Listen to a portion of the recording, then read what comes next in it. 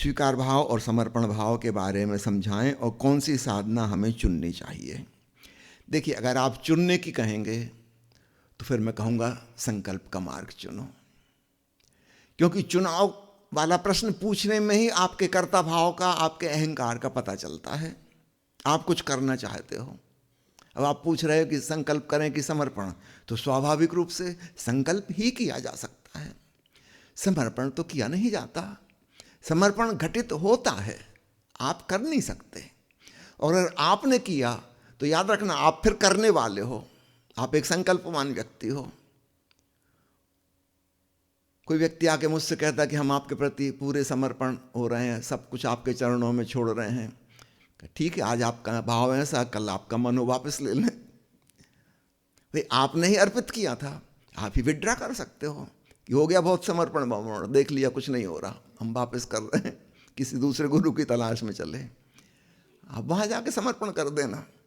ये समर्पण तो हुआ ही नहीं ना, आप समझ रहे हैं ना, समर्पण हम कर नहीं सकते।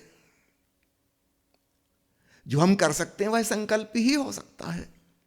इसलिए जब भी कोई पूछता है कि संकल्प करें कि समर्पण, योग करें कि भक्ति, मैं कहूंगा योग करो। भक्ति तुम कर नहीं सकते। जब तुम करते करते थक जाओगे, तब जो घटित होगा उसका नाम है, उस असहाय अवस्था में जो पुकार उठेगी वह भक्ति है। तुम जानबूझकर मीरा की तरह पुकारो, उससे कुछ नहीं होगा, नकल है सिर्फ मीरा की। तुम्हारे भीतर से वह तभी आएगा जो जब तुम करते करते थक जाओ, उसके पहले नहीं हो सकता। एक मित्र ने पूछा है, ओशो के संग आपके बचपन की कोई विशेष स्मृति हमारे संग आज शेयर कीजिए। आज के संदर्भ में जिसकी चर्चा चल रही है, एक घटना याद आती है। जब मैं 7 साल का था, सन 1962 या 63 की बात है, पहला कैंप ओशो ने आयोजित किया था जबलपुर में, एग्रीकल्चर यूनिवर्सिटी में।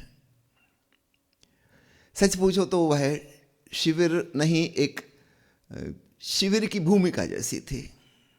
ओशो चाह रहे थे कि ऐसा कुछ आयोजन हो तो उसका एक छोटा रूप, एक्सपेरिमेंट किया जा रहा था कि क्या ऐसा संभव है कि ध्यान शिविर लगाए जा सकें। तो एक एक्सपेरिमेंट ही था। सौभाग्य से मुझे भी उसमें जाने का अवसर मिला। अब उतनी छोटी उम्र में ओशो प्रवचन में क्या कह रहे हैं वो तो समझ नहीं आता था, उतने बड़े बड़े शब्द भी नहीं पता थे। हाँ, कोई कहानी किस्सा वो कहते थे, या कोई मजाक की बात, मुल्ला नसरुद्दीन का किस्सा, वो समझ में आता था। लेकिन हर प्रवचन के बाद सुबह भी और शाम को भी 2 बार वे ध्यान कराते थे। ध्यान की प्रक्रिया एक ही थी। पहला था कि भाव करो शरीर शिथिल हो रहा है, 2-3 मिनट इसका सुझाव देते, फिर कहते कि भाव करो सांस धीमी हो रही है, धीमी हो रही है। 2-3 मिनट में वैसा वो सजेशन देते और वैसा ही घटित हो जाता। फिर वो कहते कि मन शांत हो रहा है, 2-3 मिनट ये सजेस्ट करते, मन शांत हो रहा है। फिर कहते अब गौर से सुनो। एग्रीकल्चर यूनिवर्सिटी थी, वहाँ घने जंगल थे, बॉटनिकल गार्डन्स थे, खूब पशु पंछी थे। सुबह अक्सर पंछियों की आवाज़ आती थी। ओशो याद दिलाते कि देखो अभी कौआ बोला, सुनो।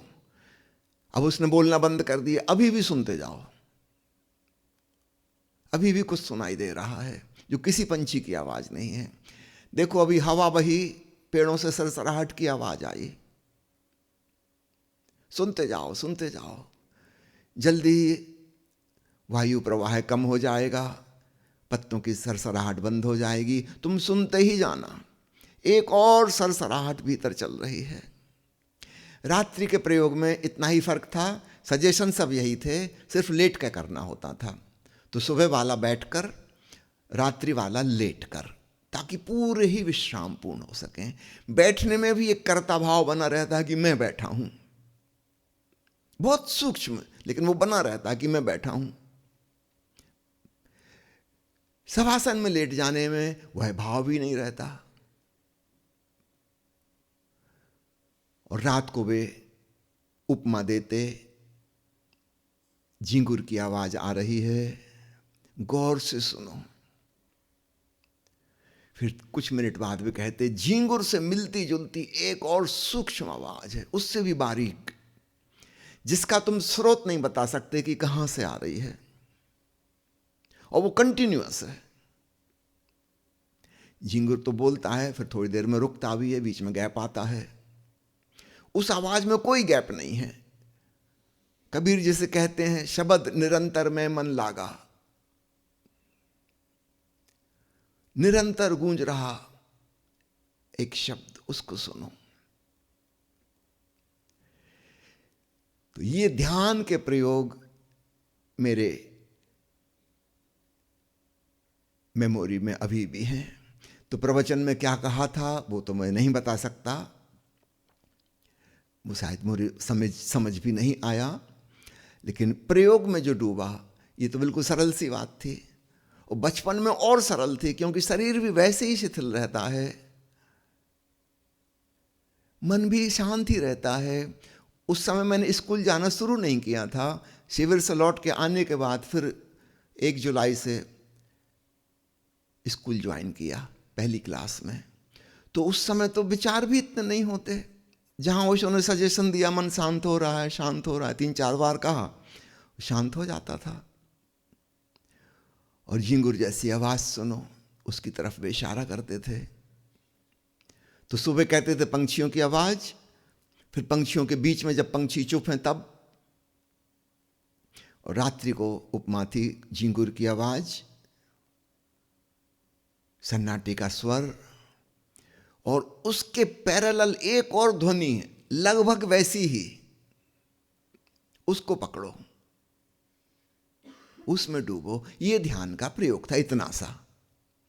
कोई छोटा बच्चा भी कर सकता है, मरणासन्न वृद्ध व्यक्ति भी कर सकता है, पढ़ा लिखा भी कर सकता है, अनपढ़ भी कर सकता है,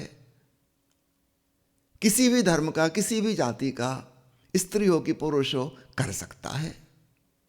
इतनी सरल बात, यहां से ओशो ने शुरुआत की थी ध्यान शिविर की।